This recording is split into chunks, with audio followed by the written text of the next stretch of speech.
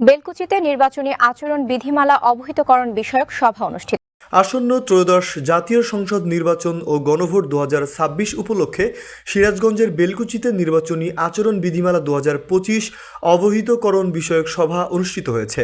সোমবার 5 জানুয়ারি দুপুরে উপজেলা প্রশাসন আয়োজনে উপজেলা পরিষদ সভাকক্ষে উক্ত অবহিতকরণ সভা অনুষ্ঠিত হয়। অবহিতকরণ সভায় বেলকুচি উপজেলার সহকারী কমিশনার ভূমি ইসরাত জাহান আচরণবিধি বিভিন্ন দিক তুলে ধরেন। এ সময় উপস্থিত ছিলেন উপজেলার সমাজসেবা অফিসার দেবাশিস ঘোষ, সিরাজগঞ্জ জেলা বিএনপির সদস্য গোলাম আজম, উপজেলা জামায়াতে অ্যাসিস্ট্যান্ট সেক্রেটারি ও সাবেক ইউপি চেয়ারম্যান মাওলানা মাহবুব রশিদ শামীম, বেলকুচি উপজেলা বিএনপির আহ্বায়ক কমিটির সদস্য সচিব বনিয়ামিন, যুগ্ম আহ্বায়ক রেজাউল করিম, বেলকুচি পৌর বিএনপির সাবেক আহ্বায়ক আব্দুল মান্নান সরকার, উপজেলা যুব বিভাগের সভাপতি মাওলানা আবুল হোসেন ভূঁইয়া, বেলকুচি পৌর জামাতের আমির মাওলানা সারোয়ার হুসাইন, জাতীয় পার্টি প্রার্থী আকবর হোসেন মোল্লা সহ অন্যান্য দলীয় নেতৃবৃন্দ।